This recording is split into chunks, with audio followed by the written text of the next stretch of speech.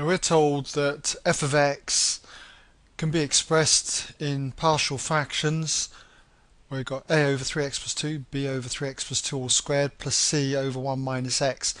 And we're asked then to show that a comes to 0 and find the values of these constants b and c.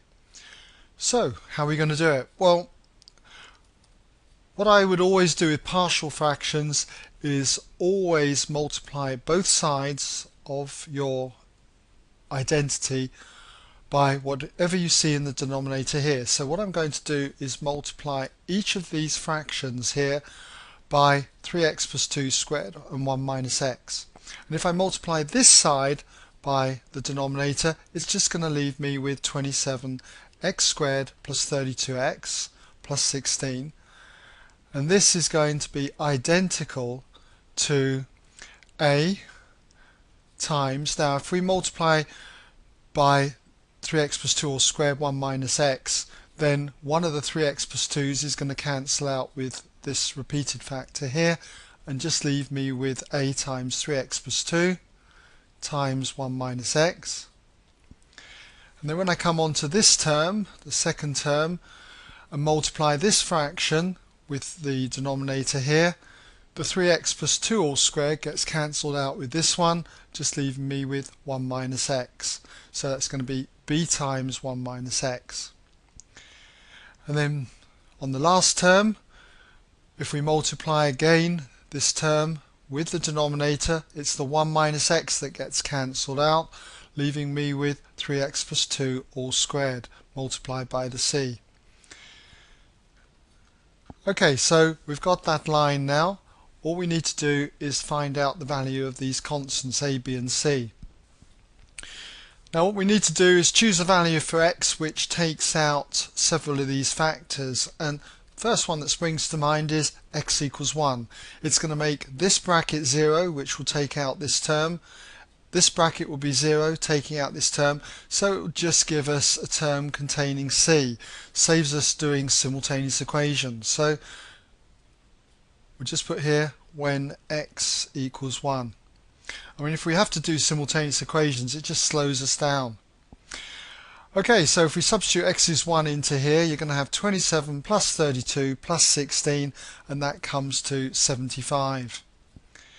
And on the other side, if x is 1, this term's gone, this term's gone, and then if x is 1 in here, we've got 3 times 1 is 3, plus 2 is 5, 5 squared is 25, so you've got 25c. And so it follows from that that c is going to be 75 divided by 25, which is 3. So we've got our constant c. Normally, what I'd do is I'd search out another value that I could make x in order to make another bracket go to 0.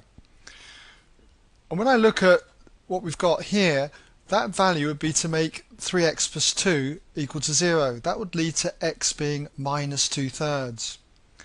Now, I'll leave it up to you to work that one out if you wish. Put x is minus 2/3 through the equation here on the left hand side. If we do, it's going to take this term out. It won't take this term out, but it will take this term out, and you'll be able to find b.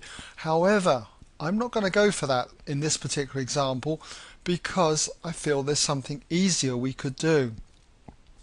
And that is, we could compare the coefficients of x squared. We've already got c, so that's fine. And the only other term in x squared is coming from this term here, which has got the a. And it's going to lead to a much easier equation. So I wouldn't do this normally, but for this question I think it works quite well.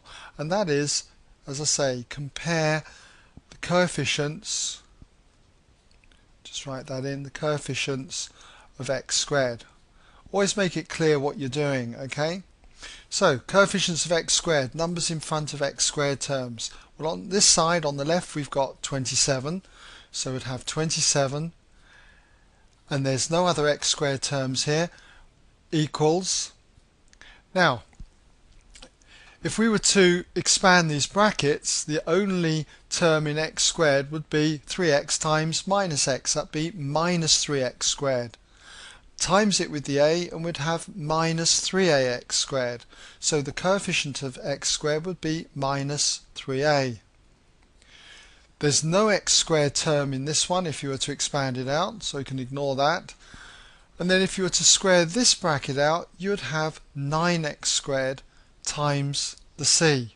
So it'd be 9c, which would be the coefficient of x squared.